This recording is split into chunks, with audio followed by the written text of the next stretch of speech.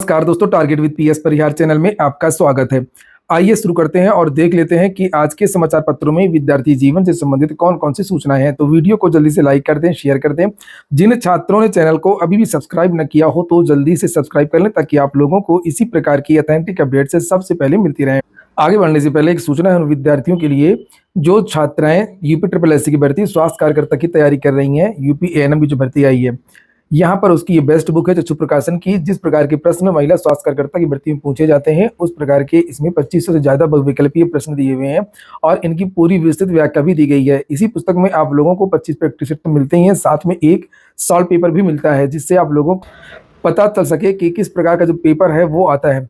सभी कापी किताबों की दुकानों में चक्षु प्रकाशन की ये बेस्ट बुक्स आपको मिल जाएंगी और अगर आप लोग ऑनलाइन मंगवाना चाहते हैं तो उसकी लिंक मैंने डिस्क्रिप्शन बॉक्स और कमेंट बॉक्स दोनों जगह उपलब्ध करा दी है। काफी अच्छी पुस्तक है ये। ऊपर प्रश्न दिए हुए हैं, यहाँ पर उत्तर दिया हुआ है और नीचे यहाँ पर अलग से विस्तृत व्याख्या भी दी गई है।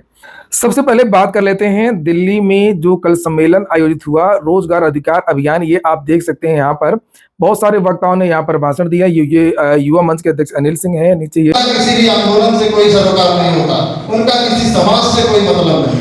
राहुल गांधी वर्तमान समय में संविधान की किताब लेकर दौड़ रहे हैं, लेकिन बड़ा दुर्भाग्य है कि संविधान में जो चीजें युवाओं के लिए लिखी गई हैं या रोजगार के लिए, ये भी सब से नहीं होती।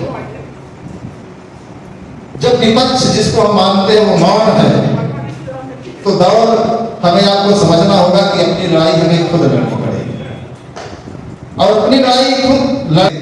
लेकिन वर्तमान समय की जो परिस्थिति है कि बेचैन है हवाएं हर ओर में खड़ी है, अब कोई नहीं बताता कश्ती किधर चली है। मझधार है भवन में ना पास हमें किनारा, दुर्भाग्य आता है सौभाग्य का सितारा। कि हम रोजगार की बात तो कर रहे हैं कि रोजगार मिलना चाहिए। ये बात जो संसद में जाते हैं, जो सदन में जाते हैं और हमारे आपके बीच में जो बड़े बड़े दावे करते हैं, आखिर इनकी जहन में क्यों नहीं है? अरे बातें जब तक संसद में, सदन में जो हमारे लोग जाते हैं उनके वरिष्ठ अधिवक्ता सुप्रीम कोर्ट के प्रशांत भूषण को भी देख सकते हैं। युवा मंच के जो संयोजक है राजेश सचान जी को भी देख सकते। कई वरिष्ठ पत्रकार अर्थशास्त्री कल इस सम्मेलन में मौजूद हुए।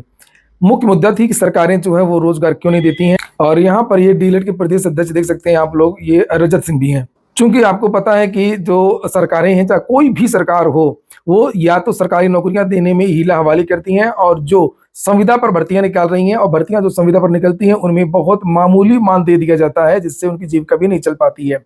आप लोगों को लग रहा होगा सर भर्तियों के बारे में केवल बताइए, ये आपसे ही जुड़ा मुद्दा है और सभी को इसके बारे में जानकारी होनी चाहिए।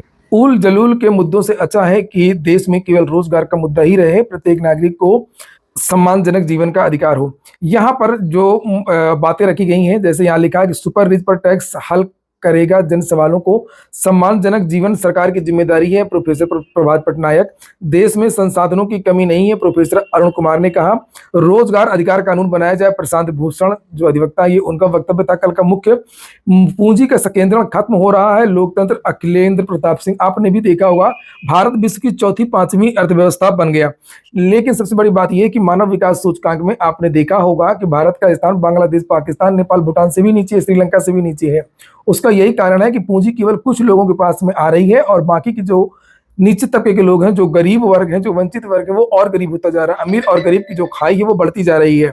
इसीलिए जो कल मीटिंग हुई थी उसमें यह कहा गया था, कुछ सुझाव दिए गए थे अर्थशास्त्रियों की तरफ से। सुपर रिच की संपत्ति पर समुचित टैक्स लगाने, शिक्षा, स्वास्थ्य, रोजगार की गारंटी करने, देश भर में सरकारी विभागों में खाली पदों को तत्काल भरने, हर व्यक्ति के सम्मानजनक जीवन की गारंटी करने के सवाल पर आज नई दिल्ली के गांधी पीस फाउंडेशन में विगत 3 महीनों से पूरे देश में चलाए जा रहे रोजगार अधिकार अभियान के प्रथम चरण के समापन पर राष्ट्रीय सम्मेलन की सह बैठक हुई। इस बैठक की अध्यक्षता टीना, डॉक्टर संत प्रकाश, राजेश सचान, DYFI के राष्ट्रीय कोषाध्यक्ष संजीव कुमार, कर्नाटक के सरवन अंकित भारद्वाज ने की। सम्मेलन सर्वसम्मति से इस निर्णय पर पहुंचा कि रोजगार का सवाल राजनीतिक अर्थनीति से जुड़ा हुआ है। छात्रों, युवाओं के साथ में समाज के बड़े हिस्से को बेरोजगारी का सवाल प्रभावित करता है और सम्मेलन यह मानता है कि देश में संसाधनों की कोई कमी नहीं है। संसाधन जुटाए जा सकते हैं यदि बड़े पूंजी घरानों की संपत्ति पर समुचित टैक्स लगाया जाए और उचित अर्थनीति बने। इन संसाधनों से छात्रों व युवाओं को शिक्षा, स्वास्थ्य, रोजगार की गारंटी होगी। साथ ही पुरानी पेंशन बहाली, आंगनबाड़ी, आशा कार्यकर्तियों समेत सभी स्कीम वर्कर्स और ठेका समिति पर काम करने वाले मजदूरों को पक्की नौकरी मिलेगी।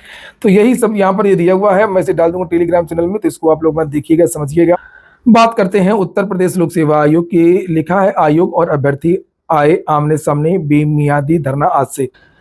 लिखा है एक दिन की परीक्षा कराने व नॉर्मलाइजेशन निरस्त करने के लिए कई राज्यों के अभ्यर्थी एकजुट। पीसीएस प्रारंभिक परीक्षा, आरओ एआरओ प्रारंभिक परीक्षा एक दिन में कराने और नॉर्मलाइजेशन की प्रक्रिया निरस्त किए जाने की मांग को लेकर के प्रतियोगी छात्र सोमवार से उत्तर प्रदेश लोक सेवा आयोग के सामने बेमियादी धरने पर बैठने जा रहे हैं। वहीं आयोग ने अभ्यर्थियों के विरोध का दरकिनार करते हुए 2 दिन परीक्षा कराने की तैयारी शुरू कर दी है। एक तरफ अभ्यर्थियों ने 11 नवंबर से आंदोलन की घोषणा की है और चेतावनी दी है कि आयोग जब तक एक दिन परीक्षा कराने और नॉर्मलाइजेशन का निरस्त करने का नोटिस जारी नहीं करता है तब तक वे धरने से नहीं उठेंगी। यह धरना आयोग के गेट नंबर 2 के सामने प्रस्तावित है। वहीं आयोग के सचिव अशोक कुमार ने परीक्षा की तैयारी के लिए सभी जिलाधिकारियों, नोडल अधिकारियों की 21 नवंबर को बैठक बुला ली है। धरने में यूपी समेत दिल्ली, एमपी, बिहार, उत्तराखंड, अन्य राज्यों से अभ्यर्थी शामिल होंगे।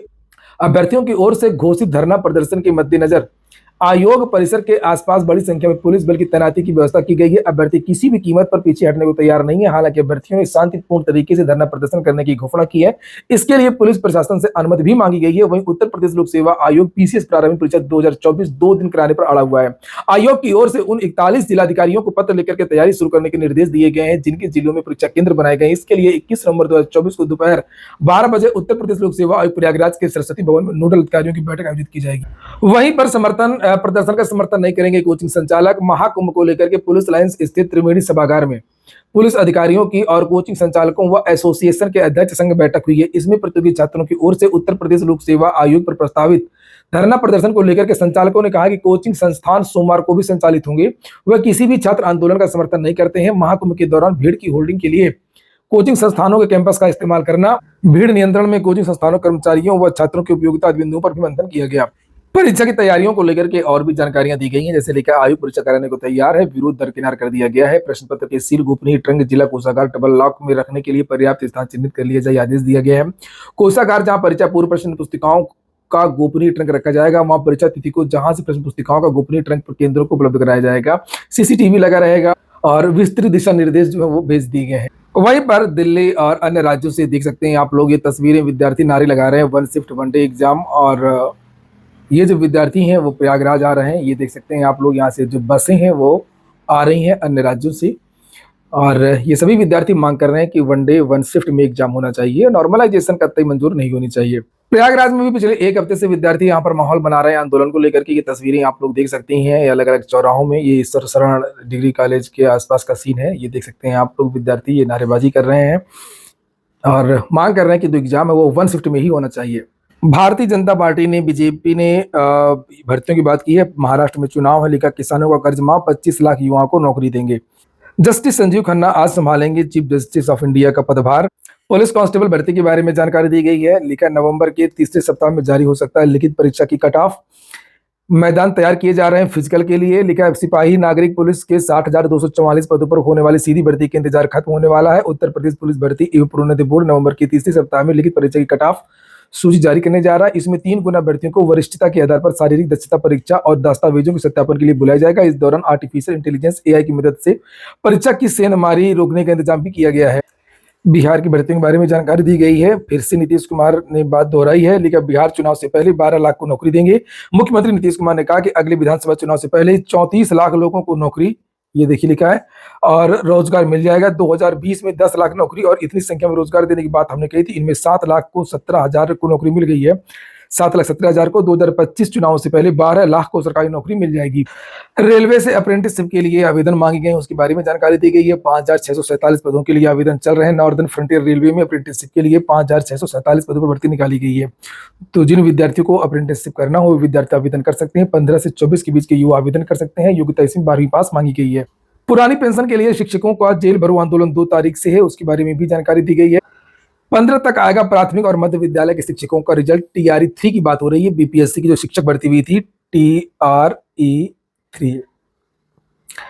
लिखा 15 नवंबर तक तीसरे चरण की शिक्षक नियुक्ति परीक्षा के अंतर्गत प्राथमिक और मध्य विद्यालय के शिक्षकों की नियुक्ति के लिए ली गई परीक्षा का परिणाम बीपीएससी दे देगा और इन दोनों श्रेणियों की शिक्षक नियुक्ति परीक्षा की रिक्तियां आरक्षण रोस्टर क्लियरेंस के साथ आयोग को बीते महीने ही मिल गई थी। लिहाजा इन दोनों श्रेणियों का रिजल्ट की तैयारी का काम अंतिम चरण में है।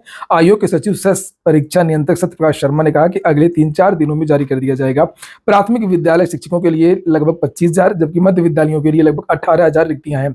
69वीं बीपीएससी के बारे में भी जानकारी दी गई है कि 20 के बाद आएगा 69वीं बीपीएससी का परिणाम। 20 नवंबर के बाद बीपीएससी द्वारा ली गई 69वीं एकीकृत संयुक्त प्रतियोगिता परीक्षा का अंतिम परिणाम निकलेगा। सोमवार से आयोग साक्षात्कार में शामिल दिव्यांग अभ्यर्थियों का मेडिकल टेस्ट शुरू करवाएगा। 2 चरणों में होगा। पटना एम्स में होने वाला यह मेडिकल टेस्ट 11 से 14 और 18 से 19 नवंबर को होगा।